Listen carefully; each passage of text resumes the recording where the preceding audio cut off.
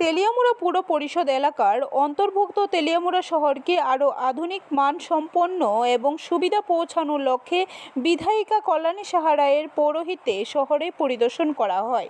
বিধায়ক ছাড়াও এদিনের এই পরিদর্শনে উপস্থিত ছিলেন তেলিয়ামুড়া পুর পরিষদের চেয়ারম্যান রূপক সরকার, তেলিয়ামুড়া ক্রিকেট অ্যাসোসিয়েশনের সম্পাদক নন্দন রায়, আরবান দপ্তর তথা TUDA থেকে আগত আধিকারিক, ইঞ্জিনিয়ার, তেলিয়ামুড়া পুর পরিষদের আধিকারিক, ইঞ্জিনিয়ার সহ অন্যান্যরা। পরিদর্শনের ফাঁকে মুখ্য সচেতক কল্যাণী সাহা রায় জানান, তেলিয়ামুড়া শহরের বিভিন্ন এলাকার পাশাপাশি আসাম-আগরতলা জাতীয় সড়কের দুপাশে একেবারে শহরের কেন্দ্রস্থলে ভেন্ডি জোনকে আরও বেশি উন্নত করা, এছাড়াও শহরের ব্যবসায়ীদের সুবিধার জন্য নানা পরিকল্পনা হাতে নেওয়া হয়েছে। এবং রাজ্যের মাননীয় মুখ্যমন্ত্রী খুব আন্তরিক তেলিয়ামুড়া শহরকে সুন্দর করে সাজিয়ে তোলার জন্য। এই নিয়ে আমাদের অনেকবার মিটিং হয়েছে, আলোচনা হয়েছে। আজকে আধিকারিক যারা ওনারা এসছেন চূড়া থেকে। তো আমরা পুরো দেখছি, দেখে একটা প্ল্যান এস্টিমেট করে ড্রয়িং ডিজাইন করে আমরা বর্ষার পরেই কাজে হাত দেব।